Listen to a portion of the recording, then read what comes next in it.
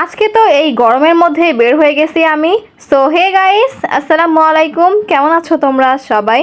বাড়িতে কারেন্ট নেই, গরমের মধ্যে রেডি হয়েছি, তার উপর বাইরে এসেও এত এত গরম, ভাইরে ভাই অবস্থা একদমই খারাপ। আজকে আমি যাচ্ছি আমার জুনিয়র শিহার বাসায়। গাইস, গরমে আমি চলে আসছি এখন এখানে, যেখানে আসতে বলছিল কলেজের সামনে, কিন্তু আমাকে খুঁজে পাচ্ছি না। আমি ওর বাসাও চিনি না, ও আসবে তারপরে। গাইস, এই চারদিকে যে পরিমাণে জঙ্গল দেখতেছে, মানে সাপ পামা টুস করে কাটি দিলে তখন কি হবে।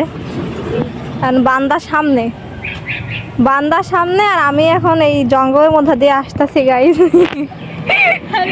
হ্যালো গাইস, এই যে এই বান্দার বাসায় আমরা যাচ্ছি এখন। Hello guys, hello.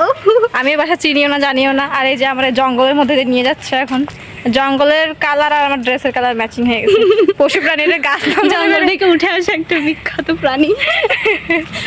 বিখ্যাত না, লুজার প্রাণী, তাই বলো। লুজার। কত ভিতরে ভাই, তুই আমার কোলে হয়ে যাচ্ছিস। ও মাই গড, ও মাই গড, রাত থেকে কেমন বেরো ভাই, দিক দিয়ে। ও মা গো গাইস, এই দিক দিয়ে যাওয়া আসা করি না, ওই দিক দিয়ে যাওয়া আসা করি। Gosh, this is the jungle, guys. Oh my god, oh my god, oh my god. ভাই তো বাজবে না রে, চুমু ছাড়া।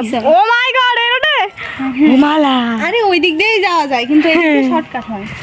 আচ্ছা, ও মা গো। আসো, আমি সন্ধ্যার সময় আসি। সন্ধ্যাবেলা আমার তো ফ্রি দিলে আমি যাবো না কোনোদিন। বাইরে সব ভিডিও প্যারা নেই। গাইস, আমাকে হাত ধরে টেনে নিয়ে যাচ্ছে। ইটস কল্ড ভূতের বাড়ি। মামা আস্তে আস্তে আস্তে নিয়ে যাও মা।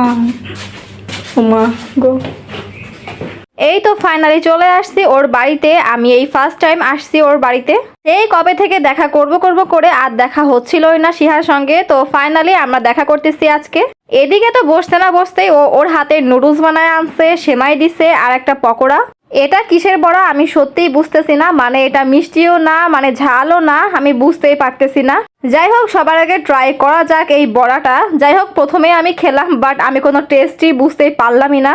তারপর আন্টিকে জিজ্ঞেস করলাম, আন্টি বললো এটা নাকি চালের বড়া, মানে চাল গুঁড়া করে একটা বড়া বানাইছিল, সেই বড়াটা। যাই হোক, তারপরে আমরা আবার সাজুগুজু করে বের হয়ে গেছি একটুখানি হাঁটাহাঁটি করতে। বেশি দূরে কোথাও যাব না, একটুখানি হাঁটাহাঁটি করব আর চা খাবো। মানে বাসা থেকে বের হলে চা তো আমাদের খেতেই হবে, এমন একটা অবস্থা।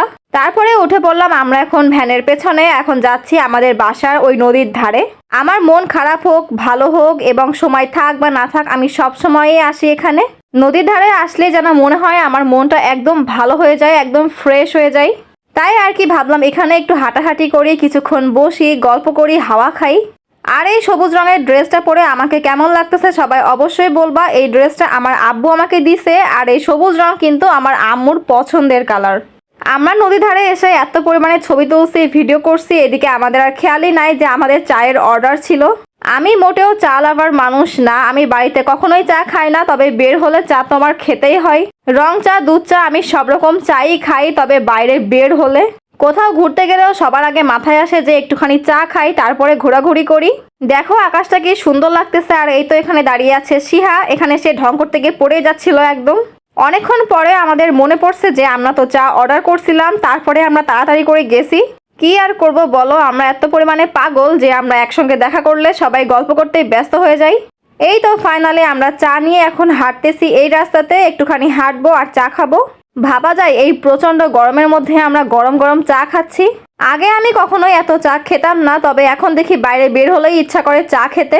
আচ্ছা, তোমরা সবাই কমেন্ট করো তো দেখি চা লাভার কে কে আছে। তারপর এখান থেকে হাঁটাহাঁটি করে আমরা চলে গেছিলাম বাসায়। তো যাই হোক, আজকের মতো এটুকুই ছিল। সবাইকে আল্লাহ হাফেজ।